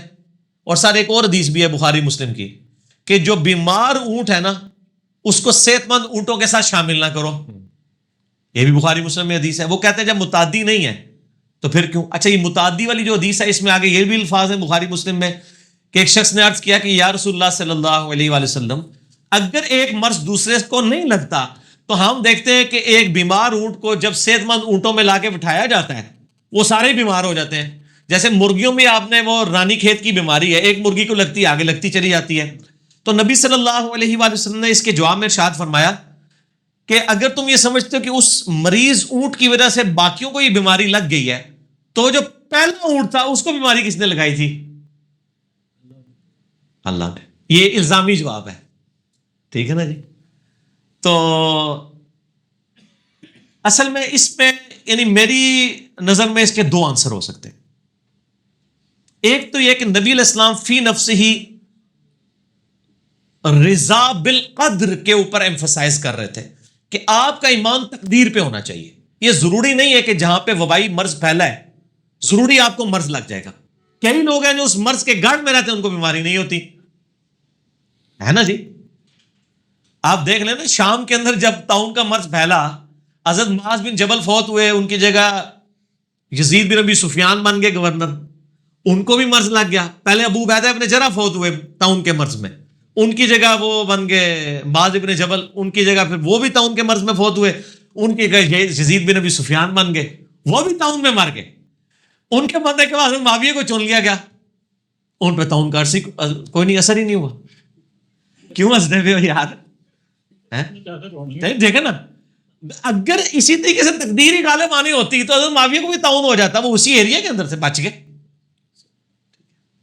اور پھر جو کچھ ہوا وہ آپ کو پتا ہے, کربلا کا پس منظر, آپ میرا ریسرچ پیپر پڑھ لیں. تو یہ ضروری نہیں ہوتا کہ ایک بندہ وہاں پہ موجود ہے تو ضروری اس کو طاعون ہو ہی جائے گا. تو یہ تقدیر کے اوپر ایمان رکھنے کو کہا جا رہا ہے. جبکہ دوسری حدیثیں جو کہہ رہی ہیں وہاں پہ نہ جاؤ, بخاری مسلم میں حدیث ہے جہاں پہ طاعون پھیل جائے وہاں پہ. اس طرح بخاری مسلم میں ایک حدیث ہے کہ جو مجزوم ہے, جزام کے مرض میں ہے, اس سے ایسے بھاگو جیسے شیر سے بھاگتے ہو, اس کے قریب بھی نہ جاؤ. اس میں یہ بھی اشارے مل رہے ہیں کہ نبی علیہ السلام بھی اس چیز کو ایکسیپٹ کرتے ہیں کہ متعدی ہوتا ہے مرض, لیکن اس میں بیلنس یہ ہے کہ متعدی کے قریب اگر کوئی جائے تو یہ نہ سمجھ لے کہ میں چونکہ قریب گیا ہوں اس لیے میرے اوپر تقدیر غالب آئی ہے, اور وہ اسی کے اوپر لائے کر لے, اور بھاگنے کے لیے اس لیے کہا جا رہا ہے تاکہ وہ اس کے جراثیم سے بھی بچے. اور دوسرا جواب اس کا یہ ہے کہ یہ حدیث ہی منسوخ ہے. یہ ہے اصل میں جواب. وہ اس لیے کہ بخاری مسلم میں یہ حضرت ابو ہریرہ حدیث بیان کر رہے ہیں, اسی میں بخاری مسلم میں آپ کو انہی احادیث میں ایک طریق مل جائے گا. بخاری میں یہ کوئی 5701 یا 5701 سے لے کے 5707 نمبر حدیث تک یہ سارے طریق جمع ہے, اور مسلم شریف میں جو ہے وہ 5900 کے قریب ہے, 5970 کے آن ورڈ ہے. آپ یہ دیکھ لیجئے گا, آپ کو مل جائے گا. آپ جا کے نا لکھیں متعدی ابو ہریرہ تو اسلام 360 میں وہ ویڈیو کھل جائے گی. باقی مشکات میں بھی آپ کو حدیث مل جائے گی. اس میں ایک حدیث ہے کہ ابو سلمہ تابعی کہتا ہے کہ میں نے حضرت ابو ہریرہ سے جب یہ حدیث سنی نا کہ کسی صحت مند بیمار اونٹ کو صحت مند اونٹ میں نہ بیٹھنے دو, تو میں نے کہا کہ حضرت ابو ہریرہ سے کہ آپ تمہیں یہ حدیث سناتے تھے کہ کوئی مرض متعدی نہیں ہوتا. یہ بخاری مسلم دونوں میں. اور آج آپ کہہ رہے ہیں کہ نبی علیہ السلام نے فرمایا کہ جو مریض اونٹ ہے اس کو کسی صحت مند اونٹ کے پاس بیٹھے دو. تو حضرت ابو ہریرہ نے اپنی حدیث کا انکار کر دیا. اور ابو سلمہ تابعی کہتے ہیں میں نے ابو ہریرہ کو پوری زندگی کو حدیث بیان کر کے بھولتے ہوئے نہیں دیکھا, لیکن اس حدیث میں بھول کے انہوں نے انکار ہی کر دیا کہ میں نے کبھی کوئی حدیث بیان کی تھی کہ کوئی مرض جو ہے وہ وائرل نہیں ہوتا. وہ اپنی حدیث سے پیچھے ہٹ گئے. حالانکہ یہ حدیث حضرت ابو ہریرہ سے بھی ہے, عبداللہ بن عمر سے بھی, باقی صحابہ سے بھی ہے.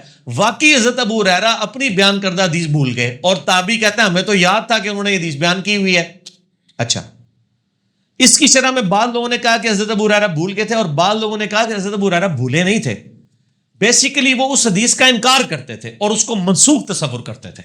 اس لیے انہوں نے کہا کہ اس حدیث کا تو ذکر ہی نہ میرے سامنے کرو گے, کوئی مرض متعدی نہیں ہوتا, جب میں یہ حدیث بیان کر رہا ہوں کہ ایک بیمار اونٹ کو جب آپ صحت مند اونٹ پہ نبی علیہ السلام نے لانے سے منع کیا, اٹ مینز کہ وہ حدیث منسوخ تصور کی جائے گی. اور پھر بخاری مسلم میں حدیث ہے تعبیر نحل والی, کہ وہ جو گرافٹنگ کرتے تھے, پیوند کاری, نبی علیہ السلام ایک جگہ سے گزرے, پیوند کاری کر رہے تھے, تو پوچھا یہ کیوں کرتے ہیں؟ ان کا اس سے ذرا کھجور کی یعنی افسائش زیادہ ہوتی ہے, زیادہ پھل ملتا ہے. آپ نے فرمایا اگر نہ کرو تو کیا ہے؟ انہوں نے کرنا چھوڑ دی. اسی سال وہ کم پڑ گئی ان کی فصل. نبی علیہ السلام کے پاس شکایت آئی کہ آپ نے منع. آپ فرمایا کہ میں نے منع تو نہیں, میں نے تو جسٹ ایک مشورہ دیا تھا. انتم اعلم بامر دنیاکم, تم دنیا کے کاموں کو مجھ سے بہتر سمجھتے ہو. میں اگر کوئی بات اللہ کے ریفرنس سے کروں, اس میں الفاظ ہیں, میں نے مسئلہ 39 اس کے اوپر ریکارڈ کرا ہے, علم سائنس اور علم وحی کی اہمیت اور ان کا دائرہ کار. یار یہ نبی علیہ السلام کا ہی جگر ہے. آپ نے فرمایا کہ اگر میں اللہ کے ریفرنس سے کوئی بات کروں نا تمہارے دنیاوی امور میں, تم اس کو فالو کیا کرو. اگر کوئی اپنا ذاتی مشورہ دوں تو میں بھی ایک انسان ہی ہوں. انتم اعلم بامر دنیاکم, دنیا کے کاموں کو مجھ سے بہتر سمجھتے ہو. جو تم نے ایکسپیرینس سے, فزیکل فینومینا آف نیچر سے چیزیں لرن کی ہیں, اور تمہارا ایکسپیرینس بتاتا ہے کہ گرافٹنگ سے, پیوند کاری سے فائدہ ہوتا ہے, اس کو فالو کرو. اس حدیث میں بھی اگر نبی صلی اللہ علیہ وآلہ وسلم کا یہ اپنا ایکسپرٹ اوپینین تھا ایک میڈیکل پوائنٹ آف ویو سے, اور بعد میں آپ خود ہی کہہ رہے ہیں, تو آپ یہ سمجھ لیں کہ اس کو اگر اس کیٹیگری میں, یہ تیسرا جواب ہو جائے گا میرا. ٹھیک ہو کہنا جی؟ تو پہلا جواب اس حوالے سے کہ مسئلہ تقدیر سمجھانے کے لیے نبی علیہ السلام نے کیا کہ تقدیر پر ایمان ہونا چاہیے. دوسرا جواب یہ حدیثی منسوخ ہے. اور تیسرا جواب یہ کہ منسوخ ہی کی یعنی کورالری کے طور پر کہ یعنی ایک میڈیکلی جب ایک چیز ثابت ہوئی, نبی علیہ السلام نے آبزرویشن کی, جیسے بخاری مسلم میں آتا ہے کہ نبی علیہ السلام نے شروع میں حاملہ عورت کو دودھ پلانے سے منع کر دیا تھا. پھر آپ نے فرمایا کہ میں نے فارس اور روم کے لوگوں کو دیکھا کہ ان کی حاملہ عورتیں اپنے بچوں کو دودھ پلاتی رہتی ہیں, ان کو کوئی ایشو لاحق نہیں ہوتا, تو اب میں تمہیں اجازت دیتا ہوں کہ حاملہ عورت دودھ پلا سکتی بچے کو. تو اس کا مطلب اگر آپ نے پہلے منع کیا تھا, اپنی آبزرویشن سے منع کیا تھا, میڈیکل ڈیسیژن آبزرویشن سے دیا, بعد میں آپ نے اپنی آبزرویشن سے ہی اپنے میڈیکل ڈیسیژن سے رجوع کر لیا, کیونکہ وہ دینی ڈیسیژن نہیں تھا. سر یہ بڑی انٹلیکچوئل باتیں ہو رہی ہیں, ان باتوں کو پورے پیرائے کے ساتھ سمجھیں گے. یہ سوال جب آپ کرتے ہیں نا کسی سے تو مولویوں کو ہاتھ پاؤں پڑ جاتے ہیں کہ آپ جواب کیا دیں. اس لیے میں نے ہر اینگل سے اسے کور کیا کہ نبی علیہ السلام کی جتنی حدیثیں میڈیکل سے ریلیٹڈ ہیں نا, ان کو آپ دیکھ لیا کریں کہ ناسخ و منسوخ کا معاملہ نہ ہو, نبی علیہ السلام کے ایکسپیرینس کا مسئلہ نہ ہو. جو چیزیں آپ صلی اللہ علیہ وسلم وحی کے ذریعے بتائیں کہ اللہ کی طرف سے میں بتا رہا ہوں, وہ معاملہ الگ ہے. باقی جو اہل حدیثوں نے یہ کام شروع کیا نا, وما ينطق عن الهوى ان هو الا وحی یوحی, اور نبی علیہ السلام کی ہر بات کو کہتے ہیں وحی الہی سے, ایسا نہیں ہے. آپ مطلب کوئی رپورٹ تو نعوذ باللہ نہیں تھے, آپ کا اپنا ایکسپیرینس بھی ہوتا تھا. اجتہادی معاملات قرآن میں 4 جگہ پہ جو نبی علیہ السلام کے اجتہادات کے اوپر اللہ تعالیٰ نے گرفت کی ہے اور منع فرمایا ہے.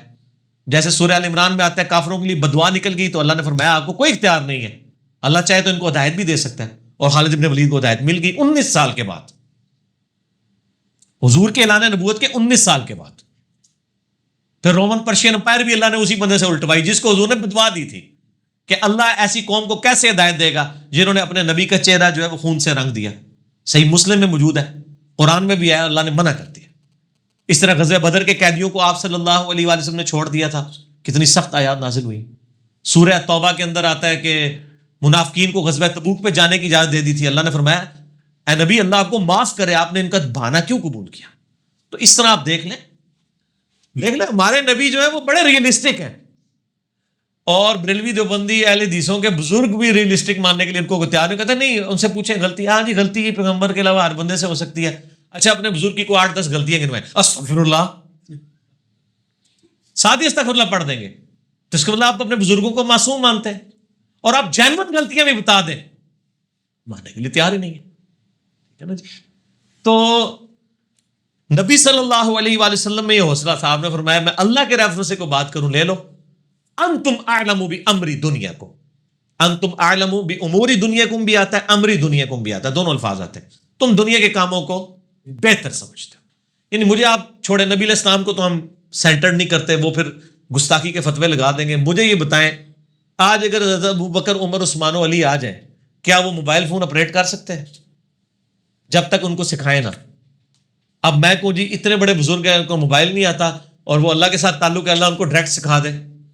یہ تو اپنے بزرگوں کے بارے میں کہہ رہے ہوتے ہیں نا, ہمارے بزرگ یہ کر دیتے ہیں یہ کر دیتے ہیں, لیکن جب ان کے بزرگ بیمار ہوتے ہیں تو لے کے ہاسپٹل جاتے ہیں. میں نے نہیں دیکھا آج تک کسی کا پیر بیمار ہوتا ہے اس کو کسی مزار پہ لے جائے.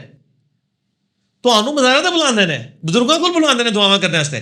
اپنے پیر بیمار ہوتے ہیں تو یہ جا کے شفا انٹرنیشنل میں جا کے بریک لگاتے ہیں. آپ بھی اپنی ایک استعمال کریں, اللہ نے بولے کہاں کھانا چھاڑ دو. یہ کیا ہو رہا ہے آپ کے ساتھ, کس لیول کا دھوکہ ہو رہا ہے. ہم یہ روحانی آپریشن کرتے ہیں اور یہ بائی پاس کر دیتے ہیں. ہم کہتے ہیں بائی پاس چھوڑیں, ہم ایک نو مولود بچہ لے کے آتے ہیں بغیر بلیڈ مارے, روحانی طور پہ اس کے خطرے کر کے کوئی بزرگ بتا دیں. خطرے نہیں ہو سکتے کیونکہ نظر آ جائیں گے نا. بائی پاس تو نظر ہی نہیں نہ آنا. میں کو نہیں, میں نے آپ کا بائی پاس کر دیا ایسے ایسے کر کے, تو کس نے کھول کے دیکھا ہے؟ خطرے تو نظر آ جانے. اور اب بائی پاس کر لیتا ہے. وہ بائی پاس اتنا مشکل ہوتا ہے کہ اس کے لیے گرائنڈر چلتا ہے یہاں پہ, یہ ساری پسلیاں کاٹنی پڑتی ہیں, پھر اندر دل تک اپروچ ہوتا ہے, کیونکہ دل تو پسلیوں کے پیچھے ہوتا ہے. اور وہ ایک بندہ روحانی کر رہا ہے, پسلیاں بھی توڑے بغیر اندر پہنچ رہا ہے, تو جو سامنے خطرے وہ کر سکتا ہے, کیوں نہیں کر سکتا؟ اور فراڈ ہی ہے سب کچھ. ٹھیک ہوگا تو اچھا, یہ مجھے یہ دل سے یاد ہے, یہ بعض وہ بزرگ سلسلوں کے نا, وہ کہتے ہیں دل جاری ہوا ہے, ان کا دل بھی ایسے سے ہل رہا ہوتا ہے, اور لوگ کہتے ہیں جناب دیکھو جی قلب جاری ہے. خدا دا نہ سائنس پڑھ لو تھوڑی سی.